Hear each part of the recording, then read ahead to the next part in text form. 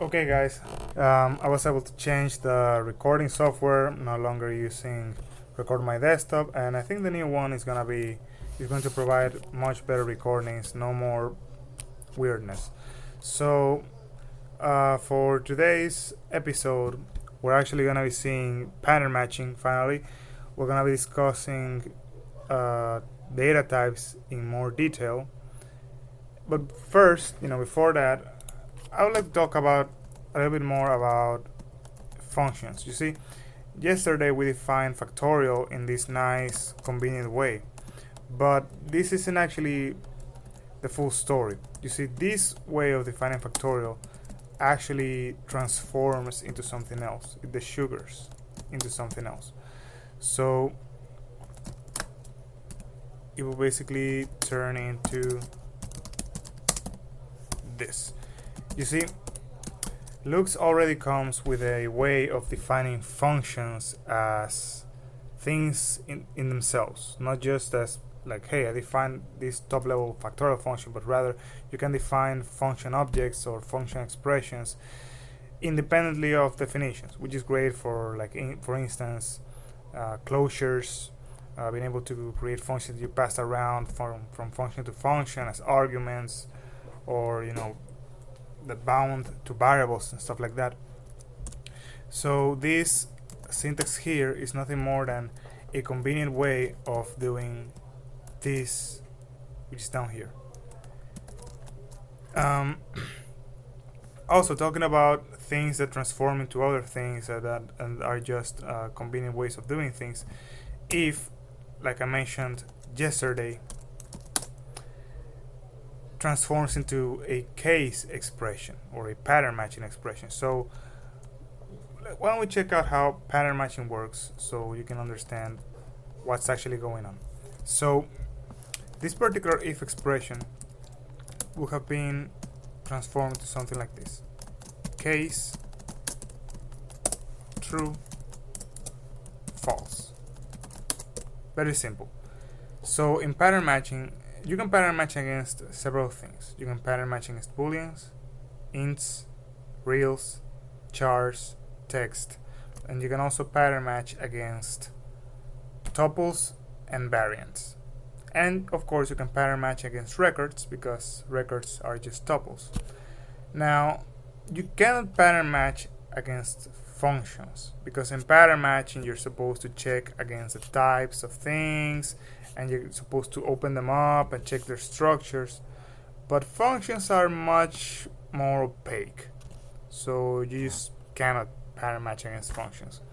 Now, in a future episode, after we cover the topic of macros, we're gonna talk about extensions to the pattern matching system, and one of those extensions is gonna allow us to pattern match against certain kinds of functions under certain circumstances. It's gonna be a little bit interesting. But for now, let's just say you can't pattern match against functions or anything like that. So here we have an example of pattern matching against booleans. But like in yesterday's episode, before I went with if, I tried to use pattern matching against numbers. But I didn't do it because it didn't feel so convenient. But what if I had done that? How would that have looked like? Well, let's say we have this alternative definition of factorial. And by the way, let's stop using the long form of the type. It doesn't look so nice. So let's say that I'm gonna do pattern matching against the numbers.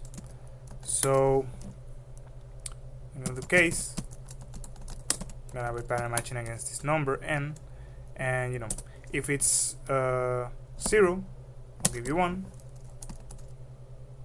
and if it's not 0, which I express using this little underscore here, I'm gonna be doing this calculation. This is how it would have looked like. Now, this definition of factorial up here is a little bit better because if you're given a negative number, then you're gonna get 1 in the same case as if you have been given 0. In this one, well, it's not gonna happen, and you're gonna end up multiplying negative numbers up to infinity. because you're never gonna reach 0 because you're constantly decrementing the value. But for the sake of demonstration, this looks really nice. Now, there is something that I have to confess. This underscore here is not some kind of magic syntax for case or anything like that. It's not like if you give it an underscore, it is an automatic like default option or anything like that. Instead, what you can do with case expressions or pattern matching expressions is that you can pattern match against fixed values like 0 over here, or instead you can bind those values to variables. So in this particular case expression, it will be something like, okay, if n is 0, then just give me number 1, and instead, if it's not 0, then put the value of n inside a variable named underscore, and then do this. Now, of course, underscore by convention is a simple way of saying, hey, I don't care about this value over here, so I don't care about it. But you could even use it. I could say something like underscore underscore, and it will compile and it will work perfectly, no problem at all. But as a convention, if you use underscore anywhere, it kind of means you really don't care. Now, I could also use like real numbers. If this was a function that worked on reals, I could use reals. I could use characters, like I said, or I could use text. It all depends on what exactly am I pattern matching against in my functions. But what about something like tuples and variants? Well, we saw an example of pattern matching against variants in the first episode when I was pattern matching against the arguments list. If you recall, it was something like case args, if it's nil, then the world, else if it's const name and something I don't care about, then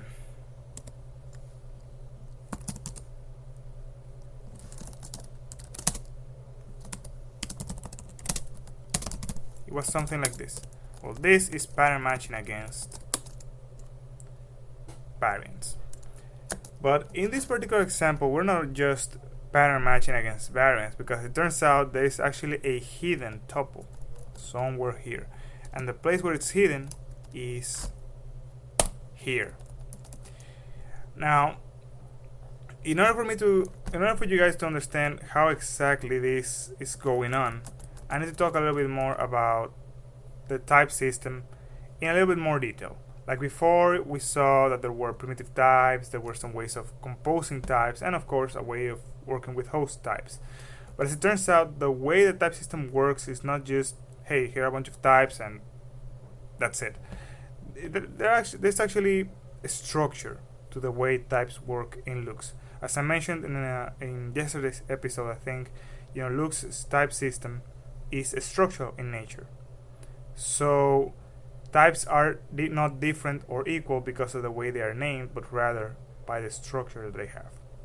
And now we're going to see how the structure works and how that interacts with the rest of the system. And now you will understand why this is the same as this, and there is a tuple here, and we're not just pattern matching against a variant, we're also pattern matching against a tuple within a variant, which you can do up to arbitrary levels. You can just have nested data structures up to whichever level you want, and you can always pattern match to whatever degree of whatever depth that you want. And when we talk about extensions to the pattern matching macro, we're also going to talk about a particular extension that I really like, which I call multi-level pattern matching, which is really cool. It's not the kind of stuff you use every day, but when you do need it, it can really give you a nice boost in power. But right now, let's talk about types in more detail. So first of all, let's look up the definition of types. I think here it is in the documentation for the standard library. So here we have this. Now, this definition from the documentation looks like that because the program that I made for generating the documentation was not smart enough to optimize a few things. But if you had written this, you wouldn't have exactly written this. I mean, you could write this and it would work, but for the sake of convenience, you can take some liberties. You can, for instance, eliminate all this double syntax. Goodbye. And whatever you see unit, you can just do this. And it will be the same thing. Both are the same thing. They will compile the same way, but this, of course, is a little bit more convenient. So, what is this? And why can I do what I can do? And what does this all mean? Well, first of all, this is. It's gonna sound crazy, but this is the type of types. Now, in most programming languages that have static types, whether they are object-oriented or imperative or functional or whatever, types live in some kind of separate dimension from everything else. Like you have two worlds: the world of types and the compiler, and the world of programmers and values. And programmers work with values, and yeah, they can use types to some degree, but they don't have the same degree of control. It's, types are like some kind of magic documentation that you put in your code and the compiler knows what to do with it. But types are not like strings or numbers. You cannot like pass them around or create variables that contain types or create functions that generate types or anything like that. Types are separate from the rest of the language, but that is not the case in Lux. Lux actually expresses types using the very same data structures it uses for everything else. And because that is the case, you can actually define a type of types, which will define how those data structures look like. What do they contain? What are all the possibilities for those data structures? And that is precisely what this type is. This is the type that dictates how type data structures work. And it isn't just some nice thing that I put there, because it was fancy. This is actually the very same way that the compiler works. The types that you create with these data structures can actually be used by the compiler. And the compiler actually creates types like that when it works, and as it analyzes everything you're doing, and it stores that in the compiler state, which you can access and work with when you make macros, which is going to be the subject of a later episode. Probably it's not going to be tomorrow's episode, but maybe the day after. Maybe. It depends on how things go. But for now, this is a type of types. So, as you might recall from yesterday's video when we talked about variants, I showed you the list variant type, which had the empty list, which was nil, and a list of at least one element and another list, which was cons. By the way, I didn't talk about that yesterday. For those of you who might not be very much familiar with functional programming or with Lisps in general, Lisp languages, those names, nil and cons might look kind of weird. Well, the word nil just means nothing. It's another way of saying nothing. It's an actually valid English word. It's an actual valid English word, even if it's not a word that most people use, every day. Cons, on the other hand, if I recall correctly, comes from the word construct. And, it was a word that was used as a way of saying, hey, I'm going to construct a pair of things. And since you need only a pair of things to make a list by just nesting pairs and as pointers, the name kind of stuck. I don't know if that's the true story, but that's the story that I learned. So that's why you have nil and cons. You have nil because you have the empty list, which is nothing. And you have cons because you have constructed a list by concatenating one element with some list, a head and a tail. So, here, with type we have more variety. So, what do we have here? We have data. This is what you use to represent host types Here we have the name of the type, like java.lang.object, and here we have a list of type parameters. That is, like for instance, in the case that I showed you yesterday of, hey, what if we have a java.util.list of java.lang.long. Well, this will have been transformed into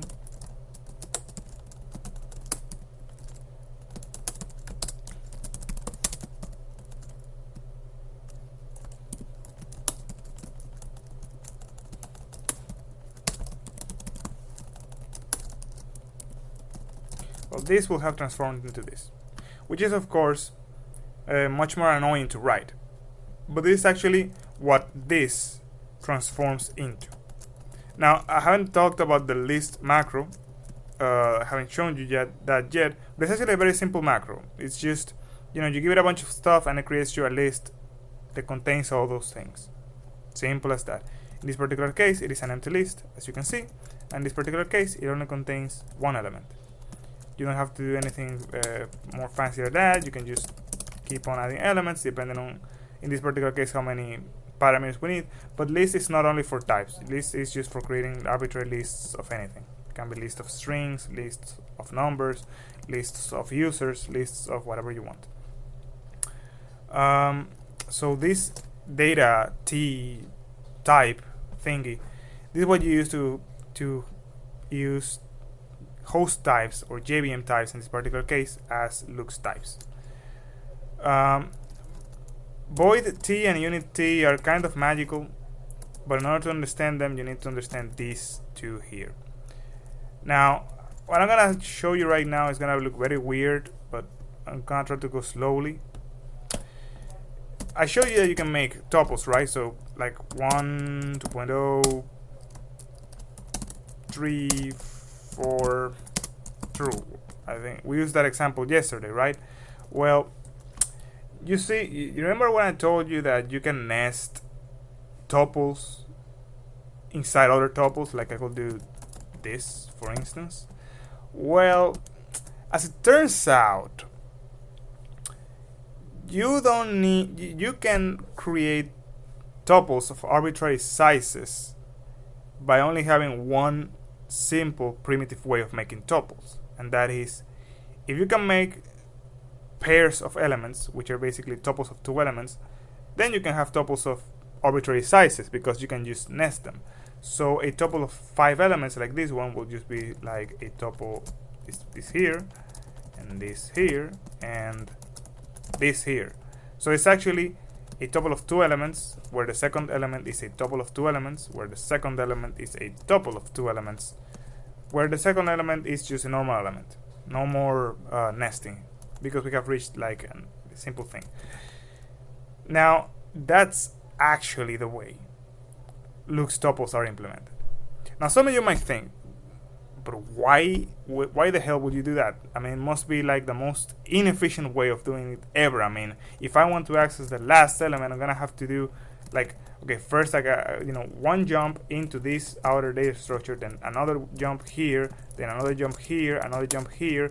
I'm gonna have to do like 4 jumps or 5 jumps just to get the element I want. That's too much misdirection. That's obviously incredibly inefficient. And you will be right if only Lux compile things out that way. But Lux actually doesn't. Now you might be confused. I mean, I just said that that's the way Lux does it, and now I'm saying it's not. Well, here's the thing. The compiler can actually figure out when you're creating multi-element tuples.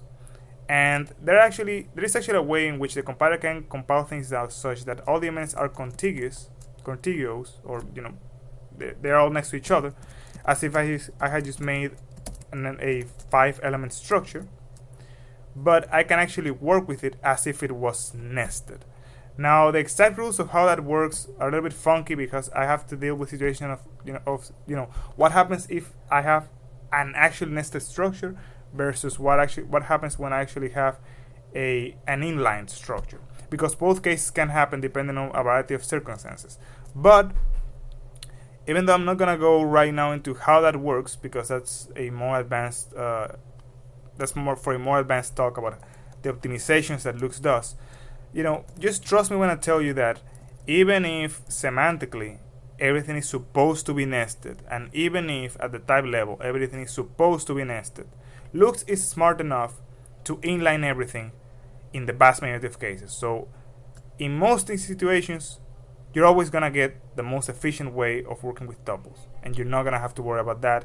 It's not something that is exposed to users. It's something that only happens at compile time, something that the Lux compiler completely optimizes away. But it is important for you to understand that, because otherwise this prod T type is gonna look weird, because this here is the type of tuples. Now prod is called like that because of the word product, because in mathematics a tuple is nothing more than a Cartesian product. The word product comes from mathematics. It might not be the most intuitive word in the world, might not be the most intuitive word to describe this, because when people think about products, they think about either multiplication or about an iPhone or something like that, but it's neither case. I mean, in a way, it's kind of like multiplication of types, but that's not what people tend to think about when they think about multiplication. But the point is, with this here, the type of this tuple over here will have been something like that this is the product of int with the product of real with the product of char with the product of text and bool. Very simple, but at the same time very weird because of all the nesting. Now, when you write tuple types in your functions, something like, or everywhere else, you're not gonna have to write anything even remotely close to that. There are actually two simple ways to do it. There is this macro here that just generates the whole thing for you, or there is the even shorter and more intuitive syntax, which is just this here. It looks like a tuple and represents a tuple type. You cannot use it anywhere because otherwise you will actually make an actual tuple instead of a tuple type. But if you use it in a function definition, for instance, then yes, this will represent not a tuple of 5 types, but rather a tuple type of those 5 types.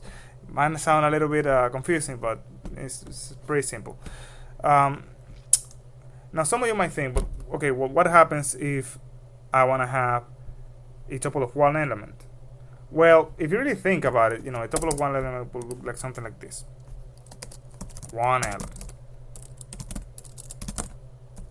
But if you really think about it, if you have a tuple of one element, the tuple doesn't really give you any more information. I mean, what do these brackets give you that you don't get anywhere else? I mean, it's like the content of information of this is the same as just the content information of this, because the tuple, you don't get anything more. The tuple doesn't give you anything more. So what the Lux compiler does is that whenever it sees you doing this, it just takes away the tuple syntax.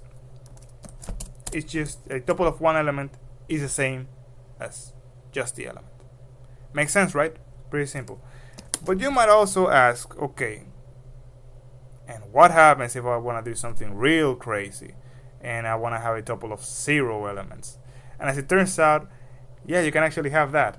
And it looks like this. I mean, yeah, you can put all the white space you want inside, but it's not going to change anything. It's still an empty tuple. And this empty tuple has a special name. And as it turns out, it even has a special type. This right here is called unit. Now, the name might sound a bit weird. I mean, you might think, why does it have a name? Why isn't it just tuple 0 or something like that? And yeah, you could call it like that. You could call it a 0 tuple. But the thing is, in mathematics, mathematicians have already given names to all kinds of sizes to tuples. I mean, a tuple of 2 elements is called a pair. A tuple of 3 elements is called a triple. A tuple of 4 elements is called a quadruple. I mean, the reason why tuples are called tuples is because, from triple and afterwards, everything just kind of ends in tuple. Something like quadruple, quintuple, sextuple, whatever. So they just name them tuples. Now, tuples of one element just get called singletons. Not to be confused with the object-oriented programming concept of a singleton, but again, mathematicians, they like fancy names. A tuple of zero elements though is called a unit, and there's actually a very good reason for why it's called a unit, because if you really think about it, if it contains nothing, then there's no way I can have two different instances of that. I mean, how can I have two things that don't have anything inside, and how can they be different? They cannot be. They're just the same. I mean, if I have a tuple of one element, it could be one element, or it could be, in Spanish, un elemento. They have both one element, but they're not really the same thing. But if they're both empty, then how can you differentiate? If I give you the one on the left, or if I give you the one on the right, how can you know? Well, since there is only one way of making it, it's called unit, because there's just one way. It's just a unitary way of doing it. So that's why it's called a unit. And again, you can make those things. Now, if you recall, the type associated with the tag void t and the type associated with the tag unit t was in both cases, unit. And yes, there is a type somewhere defined in the standard library named unit that just points to the unit type. And the reason is that these two particular tags don't really carry any information. I mean, they gather the information of me being able to know which one is it. I mean, I can know if it's void t or unit t being used at any given point. But aside from that, they don't carry any more information, because in both instances there is only one way to do it. So they have type unit. And the def type macro, when it says that you only use a type and you don't associate it with anything, it just puts a unit in there because that's the only possibility. But since it's kind of obvious there's nothing there, you don't need to write the unit. The def type macro is gonna do it for you. So now we have seen where tuples come from in the type system. Now there's another question, where do variants come from? And this is where sum goes into the mix. Now again, it's a very weird name. I mean, I have already talked about variants as these things that vary and have many options, and you can get one of them. But in mathematics, they actually see them as some kind of way of doing addition between types, and that is why it's called a sum type. It's the sum of two types. Again, I'm not gonna go into that. I mean, you really need to learn more about functional programming, and especially about what are called algebraic data types, to be able to understand that. And even a lot of functional programmers, which with a lot of experience, don't even grok that very much, because the names are weird and it's not concepts that you see every day. So I'm not gonna go into that a lot. Suffice it to say that some types are just variants, and they actually apply the very same trick that tuples have. So in the same way that here you can only see two sides, a left side and a right side, I can have all the options that type gives me by just nesting things. So this is just a big nested sum type. I'm not going to write it down because as you can see, there are many options here, and it will take a while to do that, but you can understand where things are going. Now, as it turns out, there are a few more things that are nested in the Lux data types. One is, functions. You see, we have seen factorial, right? But some of you might want to know, okay, what happens? What happens if I want to have a function of two arguments? I mean, right now we only have a function of one argument. What if I want to have a function of two arguments? How do you do that? Well, turns out in functional programming, you can in lambda calculus, which is the theoretical foundation of functional programming, you can define functions of arbitrary sizes by just nesting them. Very simple. So a function of two arguments, like let's see, how about power function, mathematical power. So pow, power, I don't know, base, exponent. If you give me an int and another int, I'm gonna give you yet another int. And so let's just, if the exponent is 0, you're gonna get 1. If the exponent is 1, you're gonna get the base. If it's something else, I'm just gonna multiply. You know what? I'm tired of writing all those slashes.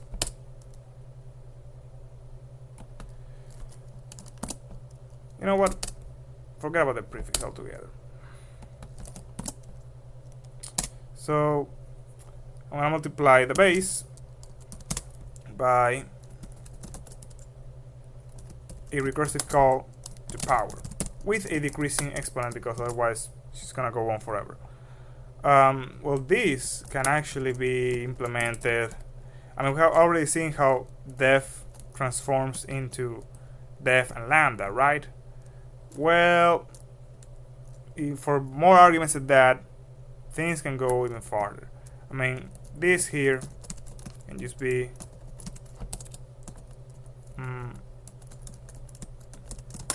this,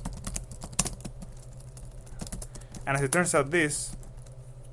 Oh wait, and in this particular case, the name is replicated here. You can give names to your lambdas for referring to them recursively, although def already does that for you by default. So if you're already using a def, you don't need to do it. But if you're creating a separate lambda expression, then if you want to do recursion, you can just give it a name.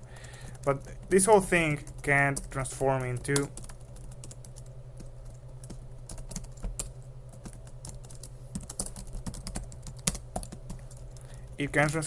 this, as it turns out, and that's actually what happens. That's exactly how it's done.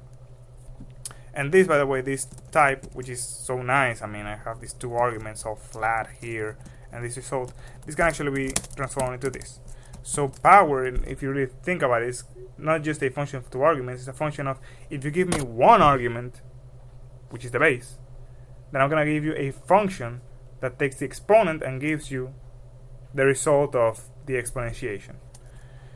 This might look very weird to you, but trust me, this is one of those things that, it gets easier with time. It's gonna, if you're unfamiliar with functional programming, it's gonna take a little bit of time for your mind to get familiar to the concept.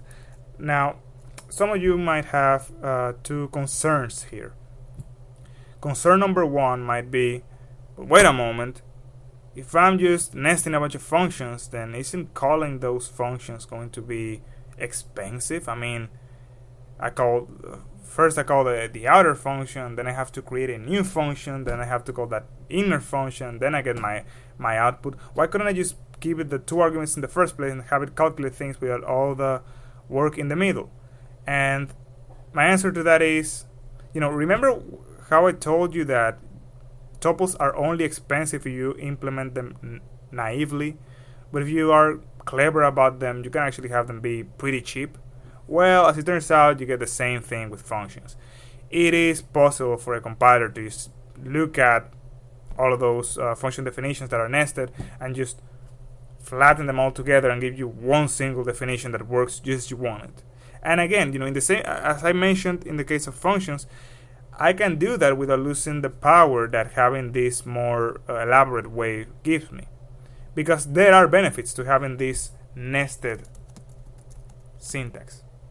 And in the same way, there are benefits to having the nested tuple functionality. I'm not gonna go much into the tuple functionality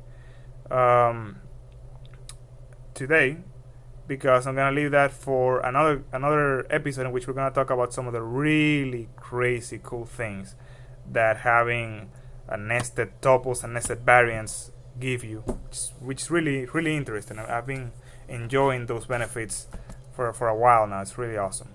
But I'm not gonna go into that today. I'm gonna leave that for another episode. But for today, yeah, I'm gonna mention, what do you get from this. And the second question that you might have is, what do you get from this nested thing? I mean, it seems like wasteful. Why do it? Well, as it turns out, if your functions can be nested, then that means when you call your functions, you don't need to give them all your arguments, if you really think about it. If you have this power function that takes 2 arguments, calling them with 1 argument, calling them with both, yeah, it's gonna perform the exponentiation and you're gonna get your result, right? But what if, well, maybe in power it doesn't make that much sense, because I cannot conceive a lot of people partially applying this.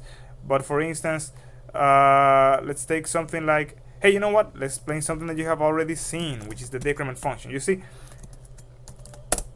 Lux offers in the number module, we have a way of defining mathematical operations, and one of them is addition. So we have number 1, number 2. You get addition. Well, as it turns out, decrement, which is the function that takes a number and subtracts 1 from it, can actually just be defined as this here. Now, this here might look like the craziest thing in the world if you're not very familiar with functional programming, because addition is between 2 numbers, so why is there only 1 number? Well, here's the thing. Addition is a function, so it takes arguments and it works like every other function in the Lux programming language. And since I said that functions of more than 1 argument are just nested functions, that means if I call it with 2 arguments, I'm going to perform addition, but if I call it with just 1 argument, I'm going to get a function that takes the next argument and then performs the addition. So if I have a function that adds -1, that's just the same as subtracting 1. So the function dec can just be defined as this. And there's actually another companion function called inc, which just adds 1. Very simple, right? Now you might think, yeah, big deal. I have this nice convenient way of adding 1, subtracting 1. I could have done that with just addition. It wouldn't have been that big of a deal. And yeah, that's right. For simple things like this, nothing more than a minor convenience. But as we explore functional programming more in future episodes, you're going to see that being able to partially apply functions, which is the correct terminology for this interesting phenomenon, being able to do that is massively useful. I use that a lot. I even have, I cannot show you the code because, copyright issues, but like I have this function, this big function that I use on a web server here at work, in which I have this way of saying like, hey, if you take any particular request, take the JSON and pass this to this function, but it's a partially applied function that also receives arguments other partially applied function. It's like, okay, this function here I take a parser for this JSON, then I'm gonna give it some function that takes the JSON and does something, but that function was partially applied to some resource, like maybe a database connection or something like that, and all it needs is the input JSON.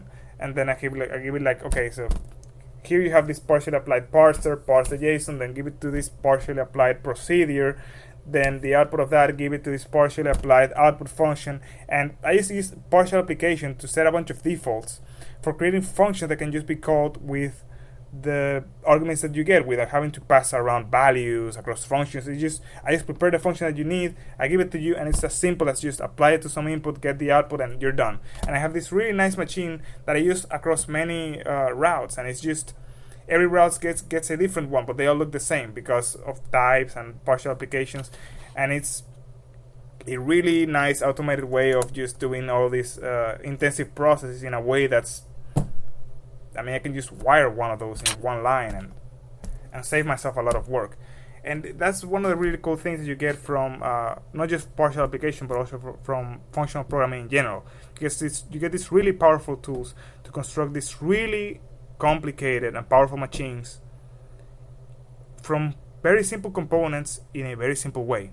And it's one of the awesome things you get from functional programming. And hopefully, as we progress on this series of episodes, you're going to realize that functional programming is not just some weird paradigm. It is truly an innovative way of writing software.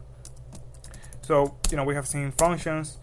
And oh, by the way, the optimization of folding functions with each other is not for in version 0.3.3, but it's already been added for version 0.4. So you're gonna see it in the next version. Your code is gonna be so much faster, so much more efficient, so much mindful of the resources. So you're not gonna have to worry about any silly inefficiencies. So we have seen functions. This bounty, I'm not gonna talk too much about it because it has to do with polymorphism, a subject we're gonna see later on. And these are type variables. This is what the system uses for type inference, which I haven't shown you yet, but it's a really cool feature that maybe we're gonna see on future episodes. These here are existential types, which are really, really awesome. You can do some really crazy things with this, but we're not gonna go into this today because they're for a more advanced episode later on. This here is universal quantification. This is what you use for polymorphism, which we're gonna leave for a later class. This here is existential quantification. This is what you do to produce those existential types and be able to work with them. This is type application. Remember when we had like the list type, and we had we had nil, and then we had cons of a, list of a, which remember is just the same as this here. Oh, by the way, I didn't explain you why it's the same. I'm sorry. The reason why it's the same is variants can only have one type, right? I mean, it's like on the left side you can only have one type, on the right side you can only have one type. Well, everything that's here is like the left side of data T, and the right side will be all of these because of the nesting. Well, since I can only have one type, how do I have more than one type? Very simple, by putting everything inside a tuple. So now data T only has one type, which is this tuple type, and everything is fine. But since it's kind of annoying to have to write tuples every time you want to have multiple elements per option in your variant types, Lux simply allows you to write things down normally, and if it's more than one, you're gonna get a tuple type. But it is all handled transparently, and you don't need to worry about it. Not for defining the types, and not even for pattern matching. Someone mundane, the compiler just does that for you. So in order for me to use this list type, which has one parameter, I will need to apply it to something, and that's what this app T thingy here does. So if I want to say that this here is gonna be a list of types, Bob, Joe, Diane, Mary, I don't know. These are my my list of texts. I am applying the list type to the text type. It's kind of like function application, but for types. Now you might think to yourself, okay, but what if I have a type that takes more than one argument? Well, you get the same nesting you're gonna get with variants and tuples and functions. Same nesting. Also, you get nesting for universal quantification or polymorphism, and you get the same nesting for existential quantification. What happens if the list takes more than one argument? Well, it's gonna be a universally quantified type, or rather, it's gonna be like one universally quantified type nesting inside another one.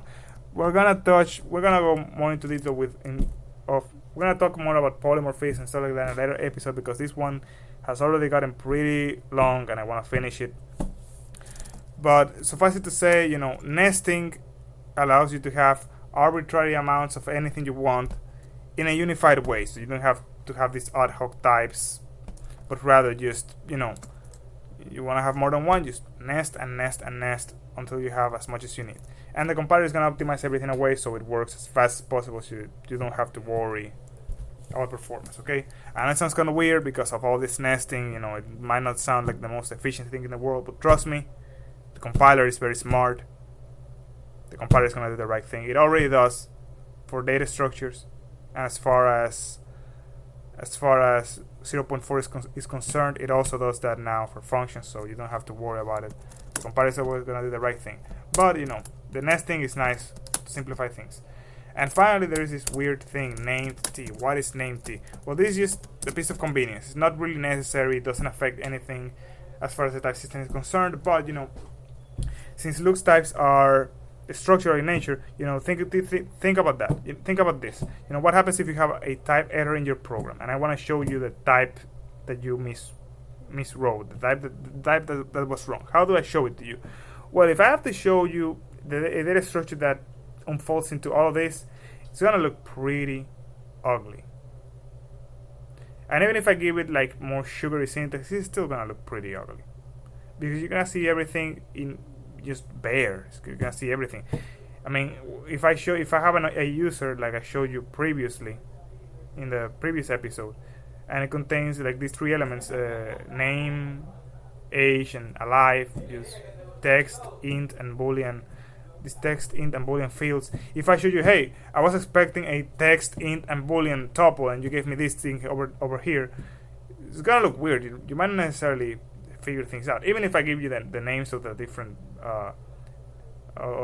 members. Even if I tell you, hey, I was expecting a record of name, age, and alive, and you gave me some foo, you're not gonna necessarily figure out what the hell is that, especially if it's a type from some library you're using instead of something that you wrote yourself.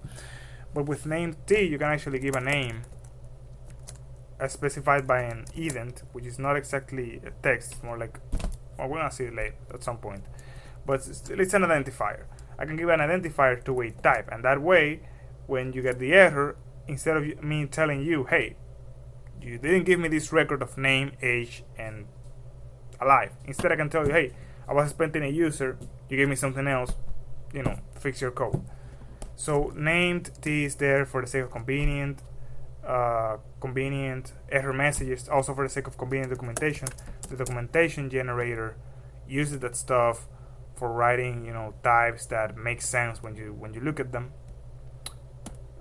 So I know this episode has been pretty long. It's mostly because talking about types in details, it has been it takes a while. Now, this might not be like the most fundamental thing in the world for Lux. I mean, this is not gonna help you print hello world or do many things, but when we talk about macros, this is gonna pay off big time, because you can access type information at a compile time in macros, and you can use that stuff to generate a lot of really useful code.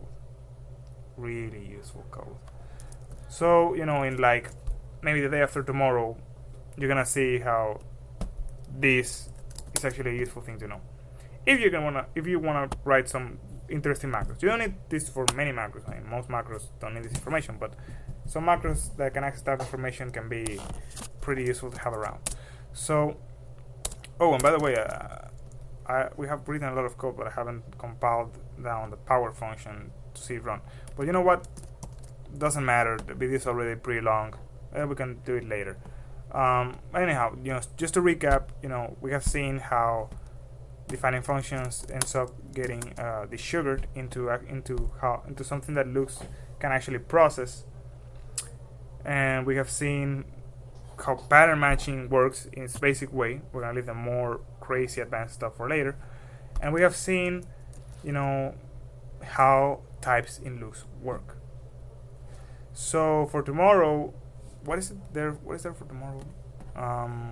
We're gonna talk more about functional programming, signatures and structures, and some of the really cool things about functional programming that are gonna finally tomorrow you are gonna learn what is this whole thing with DYO monad that we have been seeing for 3 days now. Tomorrow you're gonna know. So that's it for today. See you tomorrow.